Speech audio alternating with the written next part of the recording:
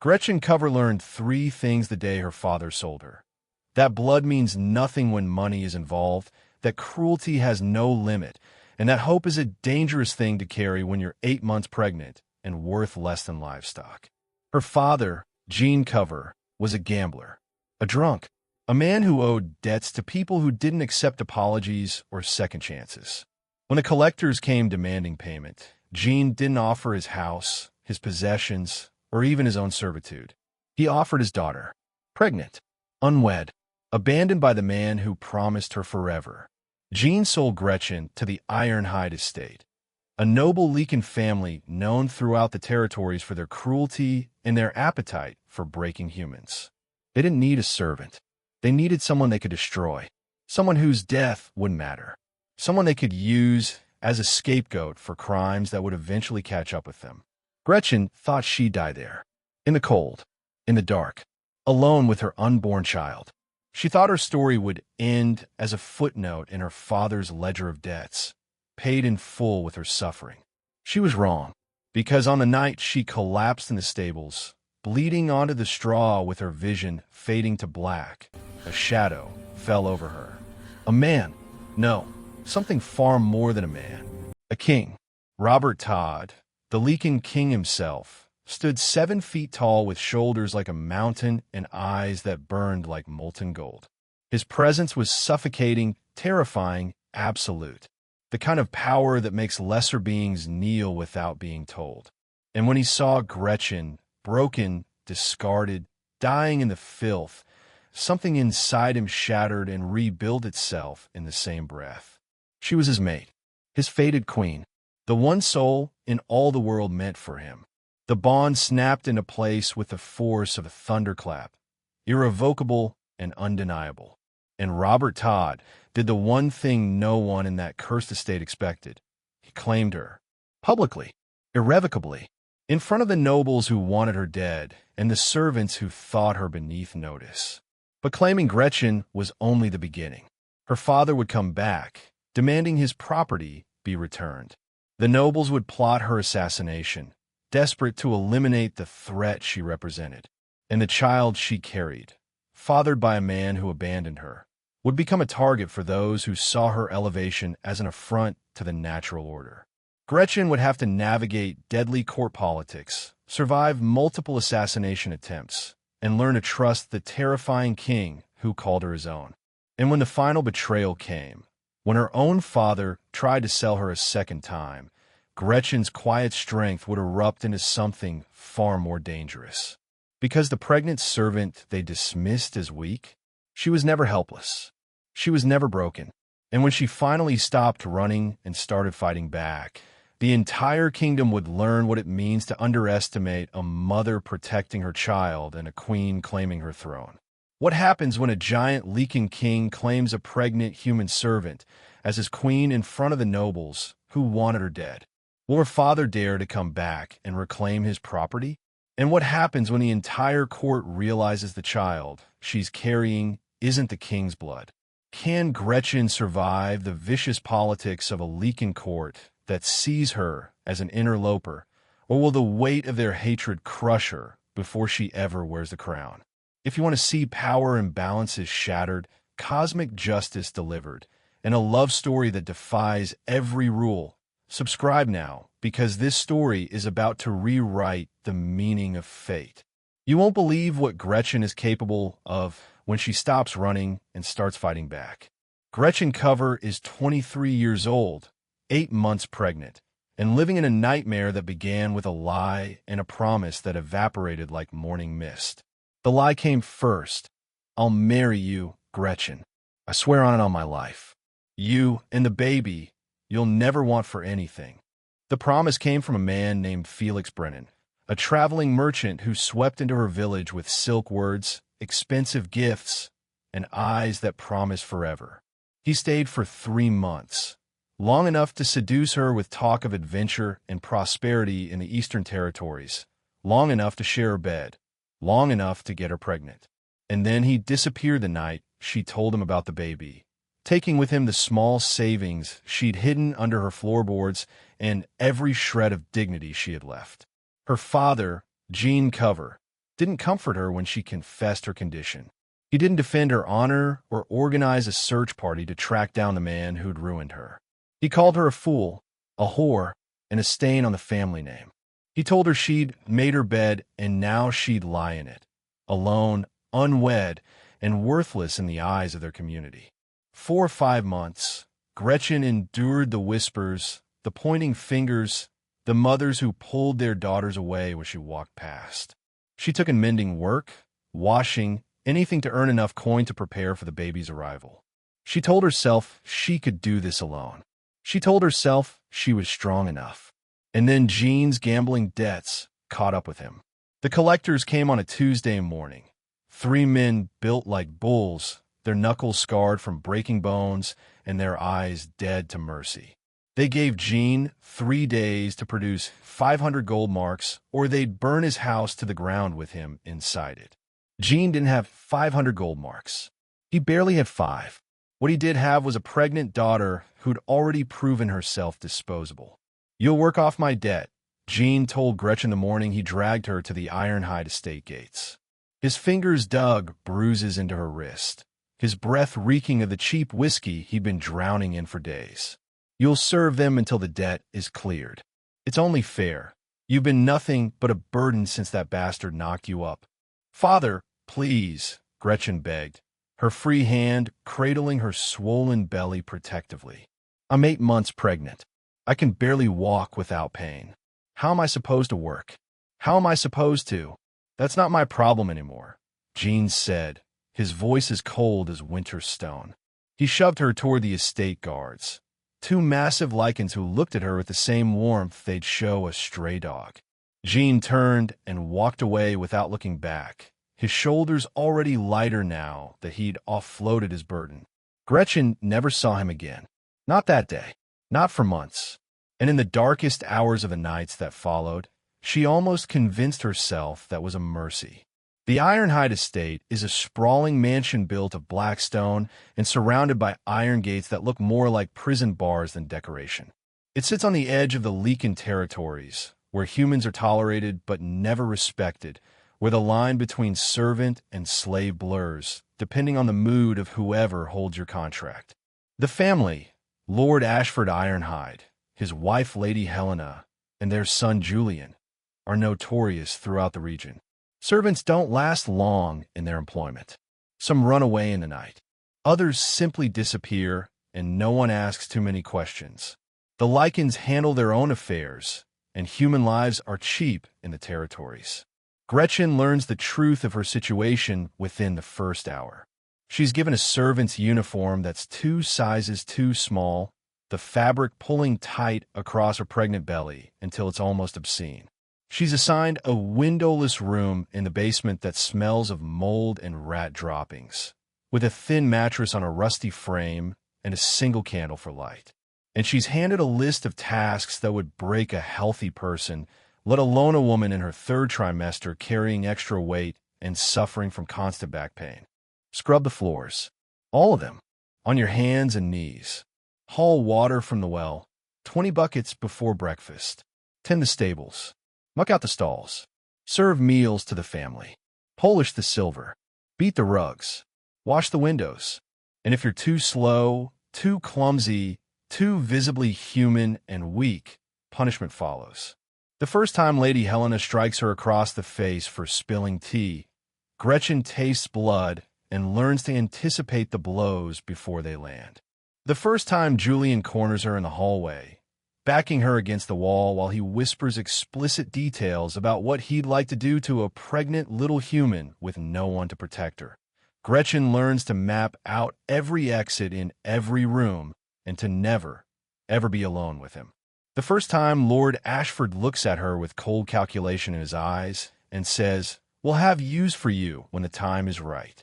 A dead servant can cover a multitude of sins, especially one nobody will miss. Gretchen understands with perfect clarity that survival here isn't guaranteed. It isn't even expected, but she endures. For the baby. For the fragile, desperate hope that somehow, somewhere, there's a way out of this nightmare. She works until her hands bleed and her feet swell so badly she can barely stand. She eats the scraps they leave her, never enough, always spoiled, and tells herself the baby is still moving, still fighting, still alive. She wraps her arms around her belly at night and whispers promises she doesn't know if she can keep. We'll survive this. Both of us. I swear it. The Ironhide estate erupts into chaos 3 weeks after Gretchen's arrival, though no one bothers to tell her why until she hears the servants whispering in terrified voices while they scrub the grand hall floors. The Lycan king is coming. King Robert Todd himself. It's a surprise inspection. They say he's received complaints about Lord Ashford. Tax evasion. Abuse of servants. Maybe worse, if the rumors are true. Shut your mouth unless you want it permanently closed. Gretchen keeps her head down and continues working, but her heart pounds. A surprise inspection from the Lycan king himself is unprecedented. Robert Todd is a legend throughout the territories, a warrior who claimed his throne by defeating 7 challengers in single combat before his 20th birthday, a ruler known for his absolute authority and his brutal enforcement of justice. They say he's killed men with his bare hands for crimes as simple as lying to his face. They say he's 7 feet tall and built like a mountain given flesh. They say he's never taken a queen because no woman in the realm is worthy of standing beside him. Gretchen has never seen him. She never expected to. Kings don't notice servants, especially pregnant human ones who can barely lift a water bucket without stopping to catch their breath. Lady Helena transforms into a tyrant driven by panic. Servants are beaten for imaginary specks of dust. Lord Ashford rehearses speeches in front of mirrors, his voice growing shriller with each repetition. Julian is ordered to stay out of sight and try not to prove you're as worthless as everyone already suspects. No one tells Gretchen to prepare. No one gives her instructions. She's beneath notice. A disposable human whose only value is the work she can provide before she inevitably dies in childbirth or from exhaustion. On the morning of the king's arrival, Gretchen is mucking out the stables. Her assigned task for the day is to clean all 12 stalls by noon, an impossible deadline that guarantees punishment. Her back screams with every movement. The baby has been restless all morning, pressing against her ribs until she can barely breathe. She's dizzy from hunger. They cut her rations again yesterday, claiming she was getting too fat to be useful. She's midway through the 8th stall when she hears it. The thunder of hooves and paws. The ground trembles beneath her feet. Gretchen moves to the stable doors and peers out, her breath catching at the sight. The royal convoy is magnificent and terrifying in equal measure. Black carriages flanked by Lycans in their wolf forms. Massive creatures that stand chest-high to a grown man, their fur gleaming like oil, their eyes glowing amber and gold in the morning light. There must be 20 of them, moving with predatory grace that makes Gretchen's instincts scream danger. And at the front, riding in the lead carriage, is him. Even through the window, even from a distance, Gretchen can feel his presence like a physical weight pressing against her chest. Robert Todd is enormous. The stories didn't exaggerate. He's easily 7 feet tall, with shoulders so broad they fill the carriage window completely. His hair is dark and shot through with silver, pulled back in a severe braid that emphasizes the sharp angles of his face. His eyes, even from here, Gretchen can see them, are molten amber, burning with an intelligence and intensity that makes her want to shrink into the shadows. He's terrifying, beautiful, utterly inhuman in his perfection. Gretchen shrinks back into the stable, her heart racing. She has no business watching a king's arrival. She needs to finish her work before someone notices her absence and decides she's earned another beating. But as she turns back to the stall, pain lances through her abdomen, sharp, vicious, stealing her breath. Gretchen gasps and doubles over, her hand flying to her belly. The baby kicks hard, almost angry, and warmth spreads between her legs. Blood or water? She can't tell which. Terror floods her system. Not now. Please, not now. Her knees buckle. The pitchfork clatters from her hands. Gretchen collapses onto the straw, gasping for air that won't come. Her vision blurs at the edges, darkness creeping in. This is it, she thinks distantly. This is how she dies.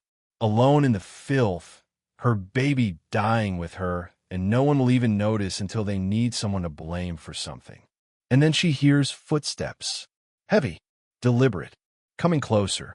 A shadow falls over her, blocking out the weak sunlight streaming through the stable doors. Gretchen forces her eyes open. It takes monumental effort, like lifting weights with her eyelids, and sees him. Robert Todd stands over her like a living mountain. Up close, he's even more overwhelming. Every inch of him radiates power, from the way he holds himself to the way the air seems to thicken around him. He's dressed in black leather and fur, a silver crown resting on his brow, and his presence is so overwhelming that Gretchen can't breathe for reasons that have nothing to do with her pain. His eyes, molten amber, burning with barely contained rage, sweep over her, taking in her swollen belly, the blood, the bruises covering her arms, the hollowness of her cheeks, the way her servant's uniform hangs off her frame despite her pregnancy. Who did this to you?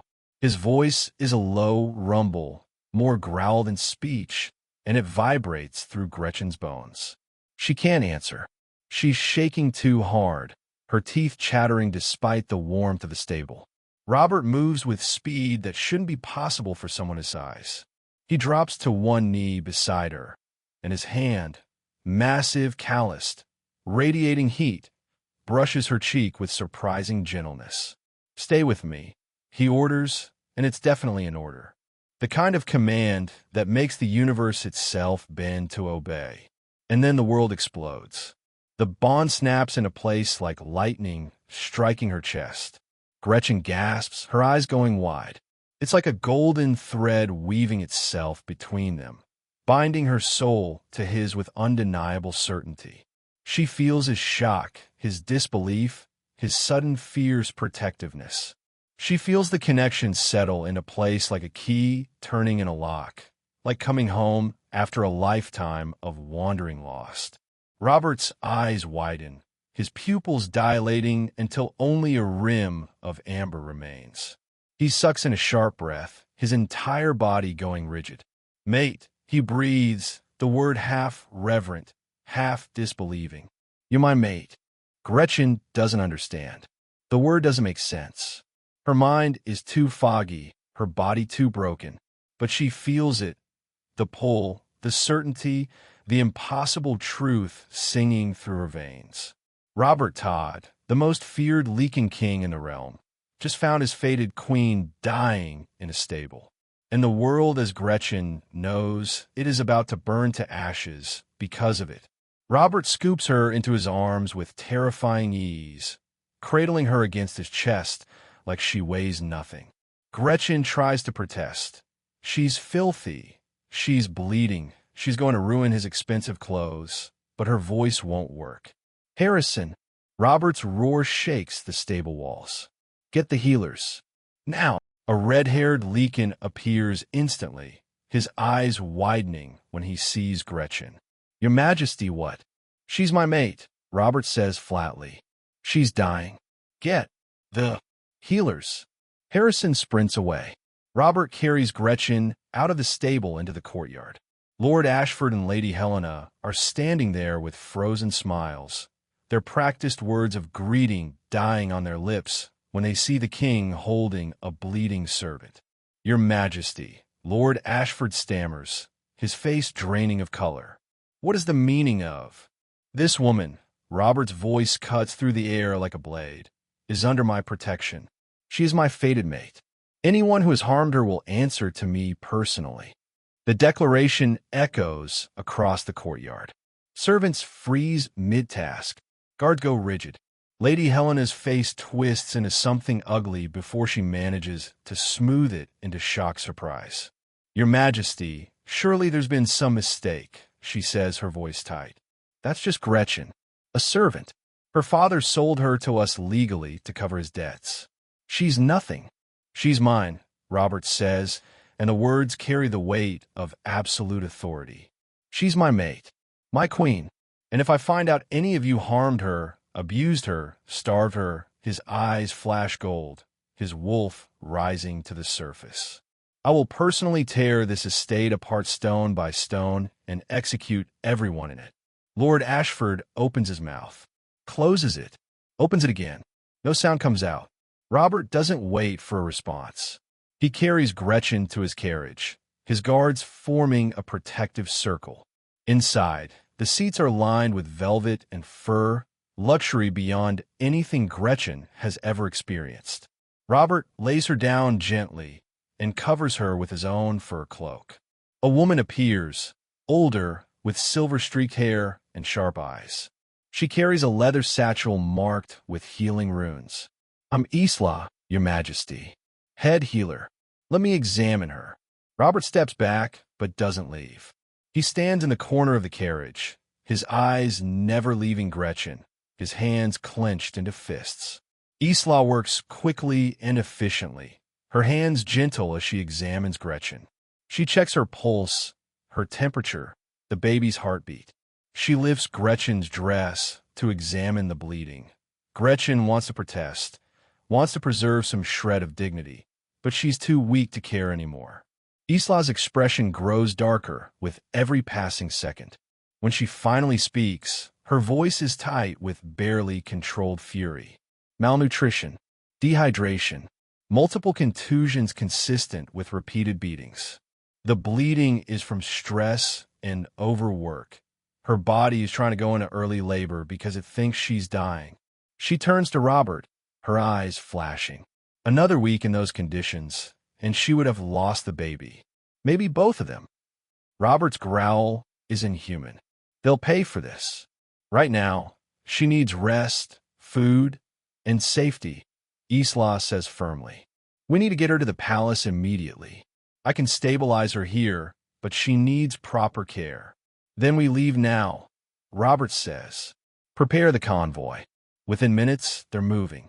Gretchen drifts in and out of consciousness, aware of movement, of voices, of the king's presence like a shield between her and the rest of the world. The last thing she hears before darkness claims her is Robert's voice, low and fierce. "You're safe now. I swear it. No one will touch you again." Gretchen wakes in the softest bed she's ever felt in her life. For a long, disoriented moment, she thinks she's died and somehow ended up in heaven despite being fairly certain her life's choices should have earned her a different destination. Then pain radiates through her back. The baby kicks hard against her ribs, and reality crashes back in. She's alive. Somehow. Gretchen opens her eyes fully and immediately regrets it. The room is overwhelming, massive, with vaulted ceilings decorated with intricate carvings, walls hung with tapestries depicting wolves and forests, windows so large they take up entire sections of the walls. The bed she's in is easily large enough for 4 people, piled high with furs and silk pillows. A fireplace crackles in the corner, filling the room with warmth. This is not a servant's quarters. This is a room fit for nobility, for royalty. Panic flutters in Gretchen's chest. Where is she? How did she get here? The last thing she remembers clearly is the stable, the pain, the king. Oh, the king. As if summoned by her thoughts, the door opens and Robert Todd enters. He has to duck slightly to fit through the doorway, his presence immediately filling the massive room. He's dressed more casually now, dark trousers and a loose shirt that does nothing to hide the breadth of his shoulders. His hair is down, falling past his shoulders in dark waves streaked with silver. He's impossibly handsome. Gretchen's breath catches despite her better judgment. "You're awake," Robert says, and relief floods his expression. He crosses to the bed in 3 long strides and sits in the chair beside it, a chair that looks normal-sized until he's in it, at which point it seems almost comically small. "How are you feeling?" Gretchen's voice comes out as a croak. "Where am I?" "The royal palace. My home." Robert reaches for a pitcher on the bedside table and pours water into a glass. "Drink." Slowly, Gretchen takes the glass with shaking hands and sips. The water is cool and sweet, better than anything she's tasted in weeks. She wants to gulp it down, but she forces herself to drink slowly as instructed. How long have I been here? 3 days, Robert says. You've been drifting in and out. The healers said your body needed rest desperately. They've been feeding you broths and teas while you slept, trying to get some nutrition back into you. 3 days. Gretchen's hand flies to her belly. The baby is fine, Robert assures her quickly. Stable. Isla says if you rest and eat properly, you should carry to term without complications. Relief so intense, it's almost painful floods through Gretchen. She closes her eyes and takes a shaky breath. Thank you. I don't understand why you're doing this for me, but thank you. When she opens her eyes, Robert is watching her with an intensity that makes her skin prickle. You don't remember what I said? In the stable? Gretchen frowns, trying to recall through the fog of pain and fear. You said, mate? Yes. Robert leans forward, his amber eyes locked on hers. You're my fated mate, Gretchen. The bond between us is chosen by forces older than civilization itself. You're my other half, my destined queen. The words should sound insane. They should send her running or laughing or both. But Gretchen feels it, that golden thread still connecting them, humming with certainty in her chest. She felt it snap in a place in the stable, and it hasn't faded. If anything, it's grown stronger. But I'm pregnant, Gretchen whispers, with another man's child. How can I be? The child is yours, Robert interrupts firmly. That makes them mine as well. I will raise them as my own. Protect them. Love them. His voice softens. You come as a package, Gretchen. I'm claiming both of you. Tears well up in Gretchen's eyes. No one has ever offered her anything close to this. Not her father. Not Felix. Not anyone. I don't deserve this. Robert's expression hardens. You've been told you're worthless so many times you've started to believe it. But you're wrong.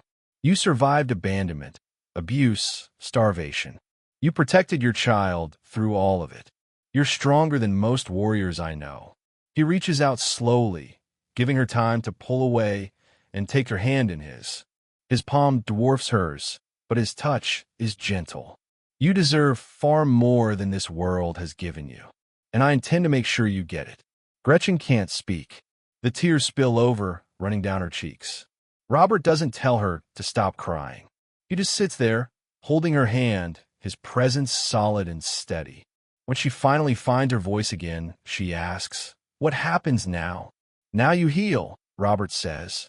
"You eat. You rest. You let the healers take care of you. And when you're strong enough, we'll start preparing for your coronation." Gretchen's eyes widen. Coronation? You're my mate. My queen. Robert's voice leaves no room for argument. The coronation is a formality, but an important one. It announces to the kingdom that you're under my protection and establishes your authority as queen consort. The room spins slightly. Queen. She's going to be a queen. A pregnant human servant is going to become queen of the Lycan territories. The absurdity of it almost makes her laugh. But Robert's expression is completely serious. He means every word. I don't know how to be a queen, Gretchen admits quietly. You'll learn, Robert says with confidence that seems unshakable. I'll help you. My advisors will help you. You won't be alone in this. There's a knock on the door. At Robert's call, Isla enters carrying a tray laden with food. The scent hits Gretchen like a physical force. Warm bread, roasted meat, fresh fruit, cheese, soup steaming in a bowl. Her stomach growls loudly enough to echo. Isla smiles, her stern expression softening. Good. You're awake and hungry. Both excellent signs. She sets the tray on the bed beside Gretchen. Eat slowly. Your stomach has shrunk from malnutrition.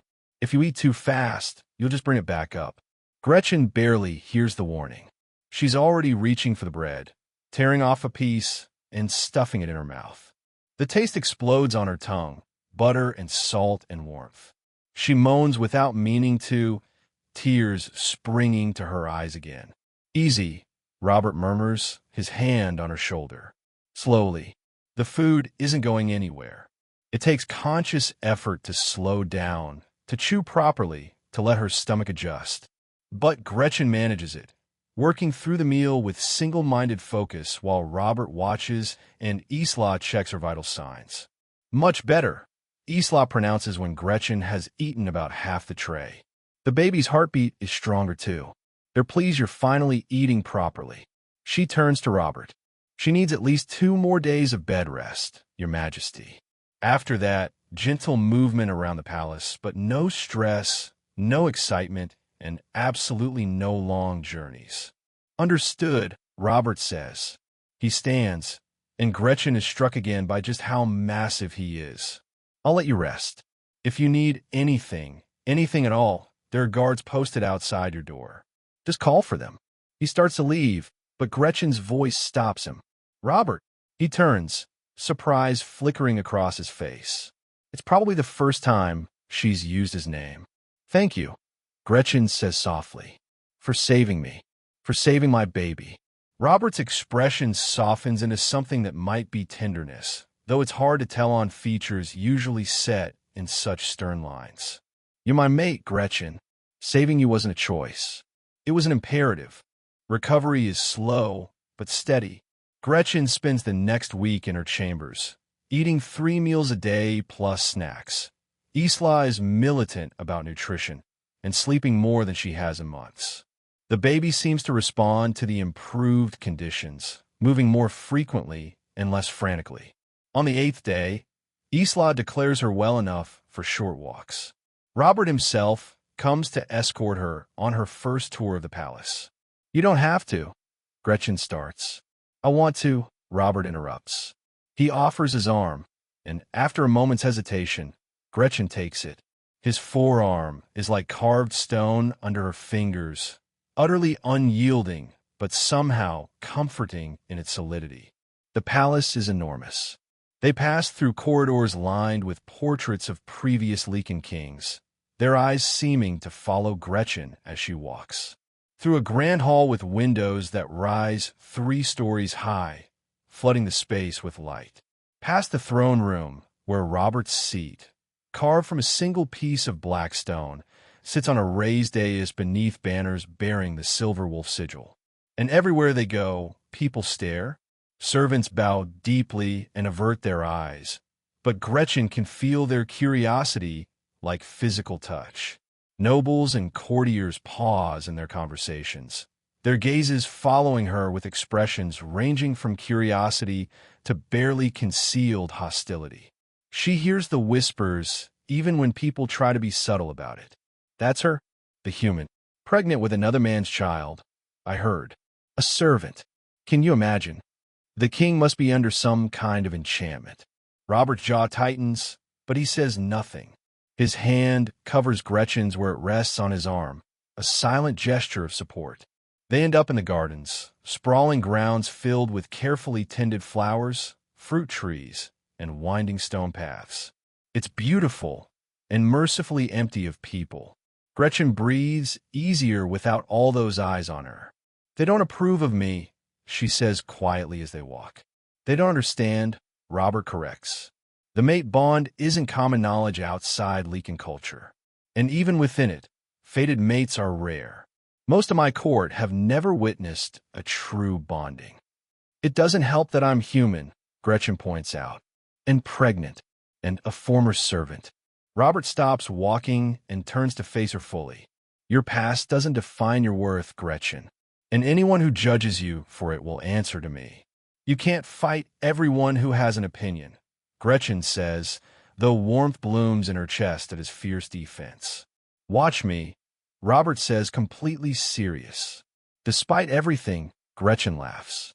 It's a small sound, rusty from disuse, but genuine. Robert's expression shifts, surprise giving way to something that might be pleasure. You should laugh more, he says. It suits you. Before Gretchen can respond, a woman approaches from a side path. She's beautiful, tall and willowy, with dark hair piled in elaborate curls and a gown of deep green silk that probably cost more than Gretchen's father earned in a year. Her smile is polite, but doesn't reach her emerald eyes. "Your Majesty," she says, curtsying to Robert. "How lovely to see you taking the air." Her gaze slides to Gretchen. "And you must be the famous Gretchen. The whole court is simply buzzing about you." There's something in her tone that makes Gretchen's instincts prickle with warning. "Lady Mirabelle," Robert says, his voice cooling several degrees. "Gretchen, this is Lady Mirabelle Ashford, a distant cousin of the Ironhide family." The name Ashford sends ice through Gretchen's veins. This woman is related to the people who abused her? Mirabelle's smile sharpens. "Very distant, I assure you. I was horrified to hear about the conditions my cousins kept their servants in. Simply appalling." She looks at Gretchen with false sympathy. "You poor thing. It must have been so difficult." "It was," Gretchen says flatly, refusing to play whatever game this woman is setting up. "Well, you're safe now," Mirabelle continues, her tone dripping with condescension. "Though I'm sure adjusting to court life must be quite overwhelming. So many rules and customs to learn. So many expectations." She looks at Gretchen's belly pointedly. "In your condition, too. Will the child be presented as legitimate? Or, the child is mine." Robert's voice cuts through the air like a blade. "Therefore, they're legitimate. I suggest you remember that, Lady Mirabelle." Mirabelle's smile doesn't waver, but something flickers in her eyes. "Of course, Your Majesty. I meant no offense." She curtsies again. "I'll leave you to your walk. Welcome to court, Gretchen. I'm sure we'll be seeing much more of each other." She glides away, her gown whispering against the stone path. "I don't like her," Gretchen says immediately. "Neither do I," Robert agrees. "She's been angling for the position of queen herself for years. Your arrival has disrupted her plans considerably. Should I be worried?" Robert's expression hardens. "Let me worry about Lady Mirabelle. You focus on recovering and preparing for the coronation." But as they continue their walk, Gretchen can't shake the feeling that Lady Mirabelle is going to be a problem. A big one. Okay, so the Lycan king just publicly claimed a pregnant human servant as his queen, and now he's out here threatening to fight anyone who has an opinion about it. Peak, touch my mate and die energy. Meanwhile, Lady Mirabelle is clearly planning something evil with her fake smiles and pointed questions. If you want to see how Gretchen navigates palace politics, assassination plots, and a giant Lycan king who's ready to burn the world for her, subscribe now, because this is about to get so messy. The attempt on Gretchen's life comes 2 weeks later, disguised as kindness. A beautifully wrapped box arrives at her chambers during breakfast, delivered by a young servant who bows deeply and leaves before Gretchen can question him. Inside is a delicate silver bracelet studded with small blue stones and a small glass vial of amber liquid. A note written in elegant script accompanies the gifts. "For the future queen and her precious child. May this tea soothe your pains and ease your burdens. With warmest regards, a well-wisher." Gretchen examines the bracelet. It's lovely, delicate work that catches the morning light beautifully. The vial is labeled as Mother's Relief Tea, a blend for pregnancy discomforts. She's about to open it when Rowan, one of her guards, steps forward. "My lady, perhaps I should have that examined first," he suggests carefully. "Any gifts should be inspected before."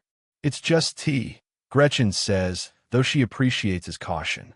"But if it makes you feel better..." She hands him the vial. Rowan calls for Isla immediately.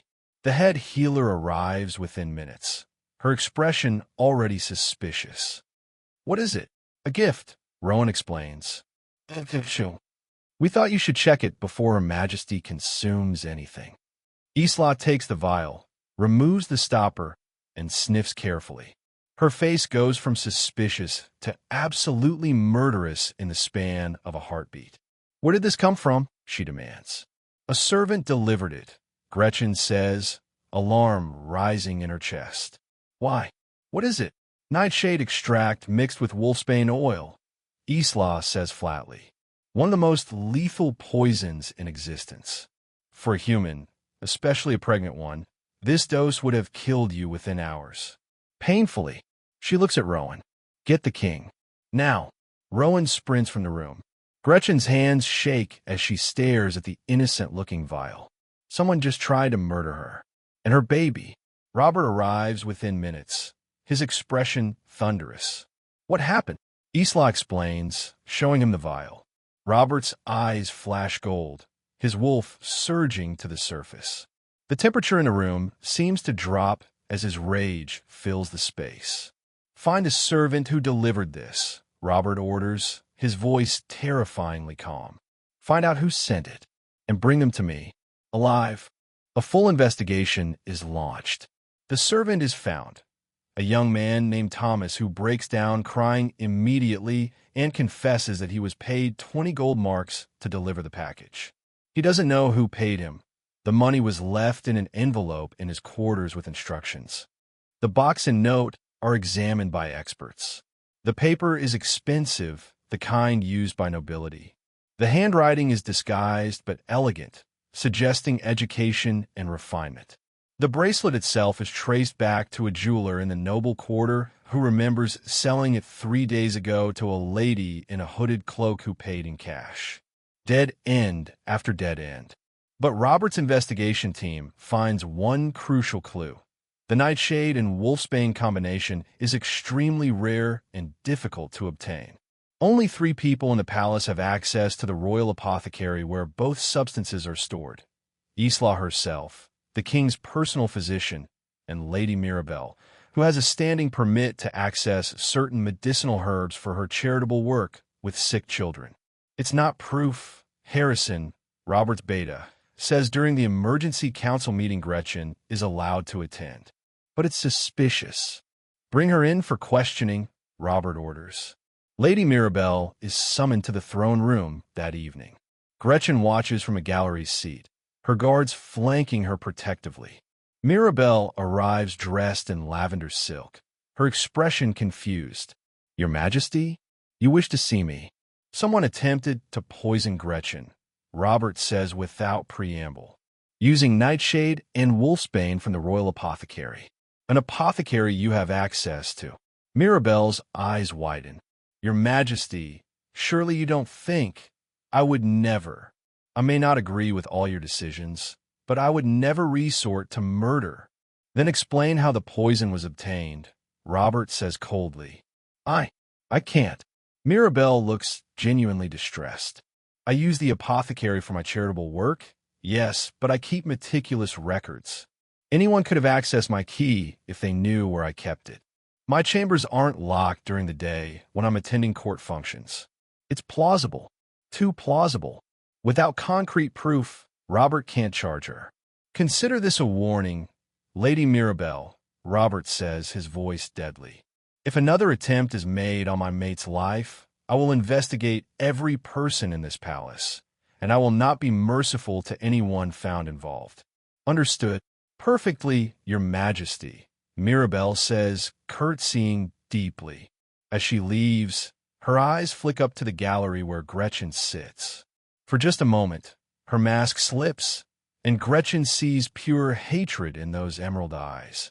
The message is clear. This isn't over. That night, Robert doubles Gretchen's guard. He also does something unprecedented. He moves her chambers to the suite directly connected to his own, separated only by a door that he orders left unlocked. If anyone wants to reach you, they'll have to go through me first, he says grimly. Gretchen should probably protest the intimacy of the arrangement. But the truth is, she feels safer knowing he's just one room away. Life settles into a new rhythm over the following weeks. Gretchen's belly grows larger. She's 9 months now. The baby due any day, according to Isla. She can barely walk without waddling, can't see her feet, and gets winded going upstairs. But she's healthy. The baby is healthy. And she's safe. Robert is attentive. That's the word Gretchen settles on. He checks on her constantly, joins her for meals, walks with her in the gardens, and talks with her about everything from kingdom politics to his childhood in the Northern Territories. He's teaching her about Lycan culture, the various noble families, the complex web of alliances and rivalries that define court life. She learns that he claimed his throne young after his father was killed in a territorial dispute, that he fought and won 7 challenges to his authority before his 20th birthday, establishing his reputation as a warrior not to be crossed, that he's been king for 12 years and never seriously considered taking a queen until the moment he found her in that stable. Why not? Gretchen asks one evening as they sit in her chambers, Robert occupying the chair by her fireplace while she reclines on a chaise with her feet elevated. You're a king. Surely you've had offers. Hundreds, Robert says dryly, but none of them were my mate. I wasn't interested in a political alliance or a marriage of convenience. I wanted, he pauses, seeming to search for words. I wanted what my parents had, a true bond, or nothing at all. Tell me about them, Gretchen says softly. Robert's expression softens in a way she's rarely seen. My father was alpha of the Northern Territories before he became king. Strong, fair, absolutely devoted to my mother. They were fated mates, found each other during a winter hunt when they were both young. My mother used to say she knew the moment she saw him that her life had just changed forever. How did they die? A territorial dispute that turned violent. A rival pack challenged my father's authority over a border region. The battle was supposed to be ritual combat, alpha against alpha. But the challenger brought hidden fighters. Robert's jaw tightens. My father was killed. My mother, she died of grief 3 days later. The bond between mates is so strong that when one dies, the other often follows. Gretchen's hand instinctively goes to her chest, feeling the golden thread connecting her to Robert. That's terrifying. It's the price of a true bond, Robert says quietly. Absolute connection. Absolute vulnerability. They sit in silence for a while, the fire crackling between them. I'm scared, Gretchen admits finally, of the coronation, of being queen, of failing you. Robert leans forward, his amber eyes intense. You won't fail. You're stronger than you think, Gretchen. You've survived things that would have broken others. You'll survive this too. I don't feel strong, Gretchen says. I feel like a pregnant servant playing dress-up in a world I don't understand. Then let me tell you what I see, Robert says. I see a woman who protected her child through starvation and abuse, who endured beatings without breaking, who kept her dignity when everyone around her tried to steal it, who looks at palace politics and assassination attempts and doesn't run screaming. He pauses. You're the strongest person I know, Gretchen. You just don't see it yet. Tears prick at Gretchen's eyes. Again, she seems to cry constantly these days. Whether from pregnancy hormones or emotional overwhelm, she's not sure. Robert stands and crosses to her, kneeling beside the chaise so they're eye level. I know this isn't what you planned for your life, but I promise you, I will spend every day trying to be worthy of you. You saved my life, Gretchen whispers. How could you not be worthy? Because you deserve more than a king who claims you out of instinct, Robert says. You deserve to be courted, cherished, given time to choose freely. His voice drops lower. I'm trying to give you that time. Even though every instinct I have screams to complete the bond, to mark you as mine permanently. I'm trying to let you choose. Gretchen realizes with sudden clarity that he's been holding back, that the formidable, terrifying Lycan king has been restraining himself, giving her space to adjust and heal and decide what she wants. She reaches out and touches his face, her palm against his stubbled cheek. He leans into the touch like a man, starved for affection. I choose you, Gretchen says softly. I chose you the moment I felt the bond. I just needed time to believe I deserve this. Something raw and vulnerable flashes across Robert's face. You do. You deserve everything. He leans in slowly, giving her time to pull away. When she doesn't, his lips brush hers in the gentlest kiss imaginable. It's sweet and chaste, and somehow more intimate than anything Gretchen has ever experienced. When they part, Robert rests his forehead against hers. When you're ready, after the baby comes, after you've healed, we'll complete the bond. No ruse, no pressure. Okay, Gretchen whispers, her heart full. Gretchen goes into labor during a thunderstorm 3 days later. It's the middle of the night. She wakes to pain lancing through her abdomen and wetness soaking the sheets. For a moment, she's confused, still half asleep. Then another contraction hits, and she gasps. Robert! His name tears from her throat. The door between their chambers slams open instantly. Robert appears in his sleep pants, eyes wild with alarm. What's wrong? The baby, Gretchen grits out through clenched teeth. It's time. Robert moves faster than she's ever seen him move. Within minutes, the room is flooded with healers. Isla takes charge immediately, examining Gretchen with practiced efficiency while giving sharp orders to her assistants. The baby is coming fast, Isla announces. We need to get her to the birthing chamber. Now, Robert scoops Gretchen into his arms, carrying her through the palace corridors despite Isla's protest that there's a perfectly good wheeled chair available. Gretchen would laugh if she wasn't in agony. The birthing chamber is a room she's never seen before, spacious and warm, with a large bed, a birthing chair, and enough medical supplies to handle any emergency. Robert lays her on the bed with heartbreaking gentleness. I'm staying, he announces. Your Majesty, it's not customary for men to be present during. One of the assistant healers starts. I don't care. Robert's voice brooks no argument. This is my mate. My child. I am staying. Isla rolls her eyes, but doesn't argue further. Fine. But stay out of the way and try not to faint. I've been in battles where the ground was soaked in blood, Robert says dryly. I think I can handle childbirth. He's wrong. As the labor progresses, long and brutal and seemingly endless, Robert grows progressively more distressed. He holds Gretchen's hand while she screams, his face going pale when she crushes his fingers with strength born of pain. He snarls at the healers to do something, anything, to help her. This is normal, Isla says with exasperated patience. Childbirth hurts. There's no way around it. She's doing fine. She's in agony. Yes, well, that's what happens when you push a human being out of your body, Isla retorts. The labor lasts 8 hours.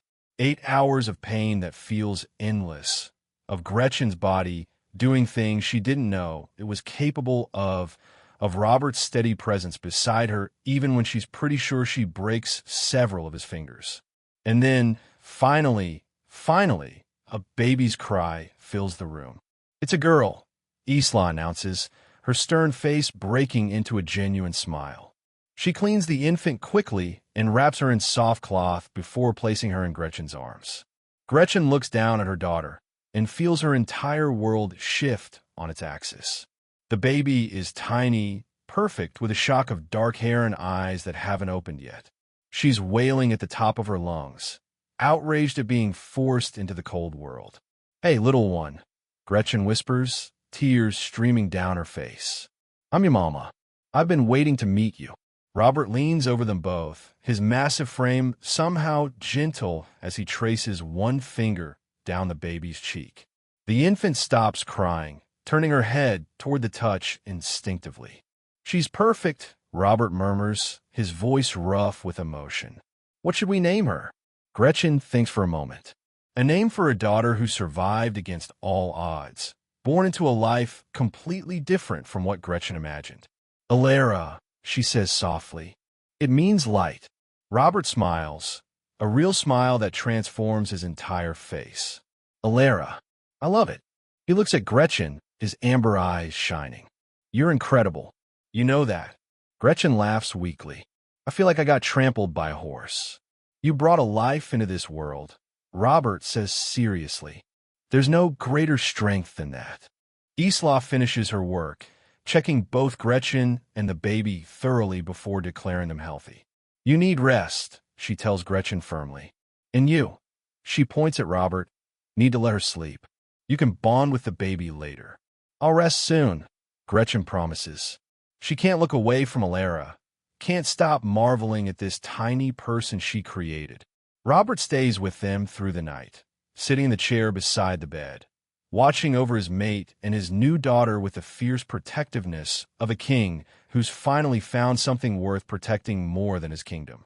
Gretchen just gave birth during a thunderstorm while the giant Lycan king held her hand and looked like he was going to faint. And now they have a baby named Alara who's already got her adopted wolf dad wrapped around her tiny finger. The wholesome content is OFF the charts. But don't get too comfortable because Gretchen's father is about to make a reappearance. And trust me, you do not want to miss what happens next. Subscribe now, because the drama is about to hit a whole new level. Gene Cover arrives at the palace gates 6 weeks after Alara's birth, and his timing couldn't be worse. Gretchen is in the gardens with Alara, enjoying the spring sunshine and the baby's cooing sounds, when a guard approaches with an expression of deep discomfort. "Your Majesty, there's a situation at the gates." Gretchen's stomach drops. She knows before he says it. "My father." "Yes, Your Majesty. He's demanding to see you. Says he has legal documents proving ownership and wants to collect his property." Rage floods through Gretchen, hot and fierce. "I'm not his property. I never was." "Of course not, Your Majesty. But he's causing quite a scene. Should we turn him away?" Gretchen thinks for a moment. Part of her wants exactly that. Wants her father thrown out like the trash he proved himself to be. But another part of her knows that this confrontation has been coming since the moment Robert claimed her. Gene Cover is not a man who lets go of perceived assets. And in his diseased mind, Gretchen is an asset that just increased dramatically in value. "No," Gretchen says slowly. "I'll see him. But get the king first." Robert arrives within minutes, his expression already thunderous. "You don't have to see him." "Yes, I do," Gretchen says, surprising herself with her certainty. "I need to do this. I need him to hear from me directly that he has no power over me anymore." Robert studies her for a long moment, then nods. "All right, but I'll be right beside you. And if he raises his voice in your presence, I'm throwing him out personally." They go to the gates together. Gene is standing there in clothes that are too fine for him, probably purchased with borrowed money, already planning to pay it back with whatever he can extract from Gretchen. When he sees her approaching with Alara in her arms and Robert at her side, his face cycles through shock, greed, and calculation in quick succession. "Gretchen." Gene's voice is falsely warm. "Look at you. A queen. And with a baby, too. I always knew you'd land on your feet, girl. Always told people my daughter was special." Gretchen's voice is ice. "You sold me. Now, let's not dwell on the past," Gene says with a dismissive wave. "I came here to discuss your future. I've been reviewing the contract with the Ironhides, and technically, your debt to them was never satisfied." Which means nothing," Robert interrupts, his voice like gravel. "Any contract involving Gretchen is void the moment she became my mate. She's no longer subject to human law. She's subject to Lycan law. My law." Gene's smile tightens. "With respect, Your Majesty, this is a family matter. Between me and my daughter. I have legal documents." "I don't care about your documents," Robert says flatly. "Gretchen is my mate. My queen. She belongs to no one but herself." "She's still my daughter," Gene insists, his voice taking on a wheedling quality. "I have paternal rights. I'm owed compensation for her." "For what?" Gretchen's voice cuts through his words like a knife. "For selling me to people who beat me and starved me? For abandoning me when I needed you most? For treating me like livestock?" Gene's face flushes. "I did what I had to do to survive. You think I wanted to sell my own daughter? You think it was easy for me? I think you care more about your debts than you did about me," Gretchen says, and her voice is steady despite the rage coursing through her. "I think you saw an opportunity to rid yourself of an inconvenient burden, and you took it. And now you're back because you think you can profit from my new position. That's not fair," Gene protests. "I'm your father. We're family. Surely that counts for something." "You stopped being my father the day you sold me," Gretchen says. Each word is deliberate, heavy with finality. "You taught me that family means nothing when there's money involved. So here's what's going to happen. You're going to leave. Now. And you're never going to contact me again. If you do," If you try to make any claim on me or my daughter, I will ask King Robert to have you arrested for trafficking in human persons, which, according to Lycan law, is punishable by execution. Jean's face goes pale. You wouldn't. Try me, Gretchen says coldly. Jean looks at Robert, clearly hoping for some kind of masculine solidarity. He finds none.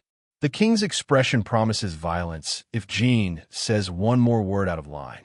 This isn't over, Jean tries weakly. I have friends. Lawyers. I can. Robert moves faster than Jean can track. One moment he's standing beside Gretchen. The next, his hand is wrapped around Jean's throat, lifting the older man off the ground with terrifying ease. Let me make something perfectly clear, Robert says, his voice quiet and more terrifying for it. Gretchen is my mate. That makes her the most protected person in this kingdom besides myself. Anyone who threatens her, manipulates her, or attempts to use her for their own gain will answer to me personally. And I am not known for my mercy. He lets Jean drop. Now leave. Before I forget that I'm trying to be a better man for my mate's sake and do something we'll all regret. Jean scrambles backward, his face ashen. He throws one last venomous look at Gretchen, a look that promises this grudge will fester before fleeing. Gretchen watches him go, feeling strangely empty. She thought this confrontation would bring catharsis, but instead she just feels tired. Robert's hand settles on her lower back, warm and grounding. Are you all right? I don't know, Gretchen admits. I thought standing up to him would feel more triumphant. Instead, I just feel sad. For the father I never had. For the father Alara will never know. Alara has me, Robert says firmly. And that's enough. Gretchen looks up at this giant of a man who's claimed her as his own, who's vowed to raise her daughter as his child, who faces down her demons without hesitation. Yes, she says softly. It is. The coronation takes place on the first day of summer, 3 months after Alara's birth. The entire kingdom gathers to witness it. Lycans from every territory, nobles from the great houses, representatives from allied kingdoms. The palace is transformed into a festival ground, with banners flying, musicians playing, and the scent of roasted meat and fresh bread filling the air. Gretchen is terrified. She stands in her chambers while servants flutter around her, making final adjustments to her coronation gown.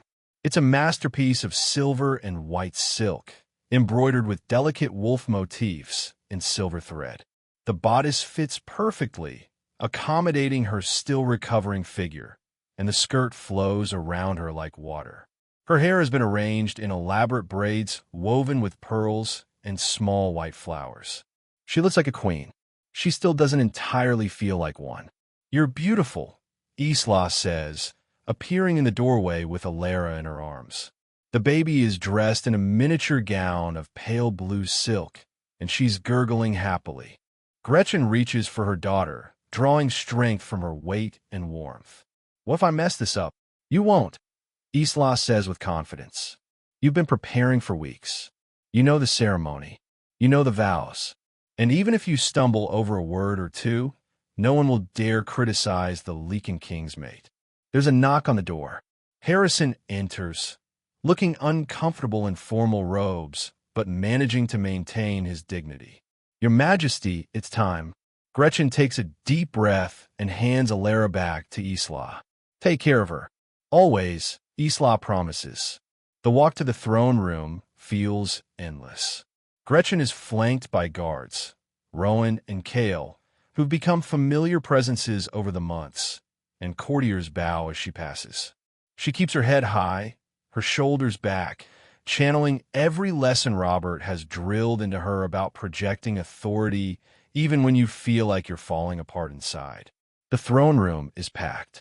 Hundreds of faces turn toward her as she enters, and the sheer weight of their attention nearly makes her stumble. But then she sees Robert, standing at the far end of the room beside his throne, and everything else fades away. He's dressed in formal regalia, black and silver, his crown gleaming on his brow, his presence commanding the room without effort. But when he sees her, His expression softens into something that might be pride or love or both. Gretchen walks down the center aisle, her steps measured and careful. She's practiced this 100 times, but doing it with hundreds of eyes on her is completely different. She reaches the dais and climbs the steps to stand beside Robert. The high priestess, the same woman who married Robert's parents decades ago, steps forward, ancient and withered, but with eyes sharp as a hawk's. "We gather today," the priestess announces, her voice carrying through the vast room, "to witness the coronation of Gretchen Cover, chosen mate of King Robert Todd, as queen consort of the Lycan territories." The ceremony proceeds in a blur. Gretchen kneels. The priestess recites ancient words in a language Gretchen doesn't entirely understand. Robert places a crown on her head, delicate silver worked to resemble wolves' heads with moonstones for eyes. It's lighter than she expected, but heavy with significance. "Rise, Queen Gretchen Todd," the priestess commands. Gretchen stands. The crown sits securely on her head. Robert takes her hand, his grip warm and steady, and together they turn to face the assembly. "Behold your queen," Robert says, his voice carrying to every corner of the room. "My mate, my equal, under my protection and authority." The room erupts. Lycans howl, hundreds of voices lifting in celebration, the sound primal and beautiful. Nobles bow. Servants cheer. The noise is overwhelming. Robert leans down to whisper in her ear, his breath warm. "You're magnificent." Gretchen's eyes prick with tears, but she blinks them back. "I'm terrified." "You don't look it," Robert says with a hint of a smile. "You look every inch a queen." The celebration that follows is elaborate, a feast that lasts hours, with course after course of exquisite food, entertainment from musicians and performers, toasts that grow increasingly drunk as the evening progresses. Gretchen sits beside Robert at the high table, Alara sleeping peacefully in a cradle nearby, and tries to absorb that this is her life now. She's a queen. The rejected, abandoned, pregnant servant is now the most powerful woman in the Lycan kingdom. As the feast winds down and guests begin to drift away, Robert takes Gretchen's hand. "Walk with me." They escape to the palace battlements, where the air is cool and the noise of the celebration fades to a distant hum. The moon is full and bright, casting silver light across the kingdom below. "Are you happy?" Robert asks quietly. Gretchen considers the question. Is she happy? She's safe. Her daughter is safe.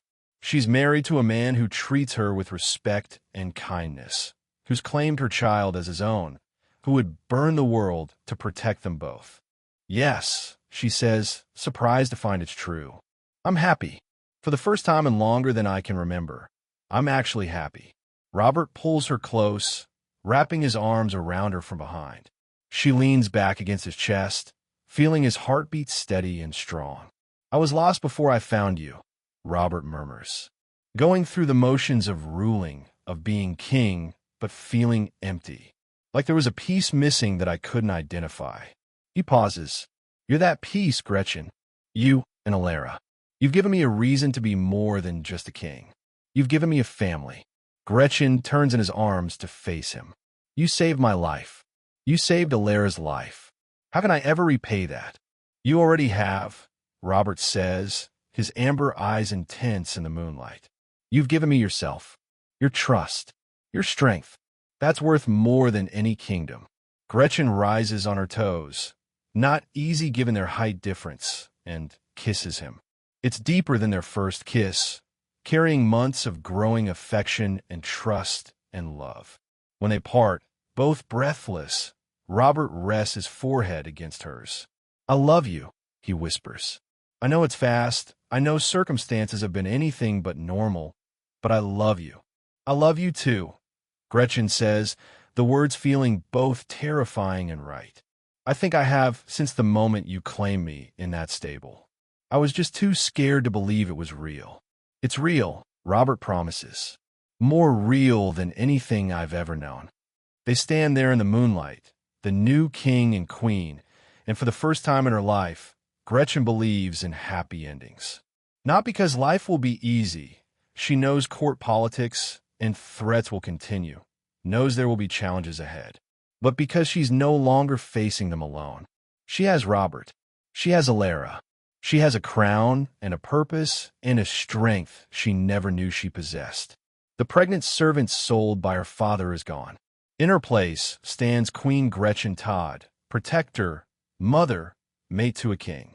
And anyone who underestimates her will learn a very painful lesson about the quiet strength of a woman who survived the unthinkable and come out the other side crowned in silver. Complete. Hit that subscribe button if you love our story and drop in the comment where you're watching from.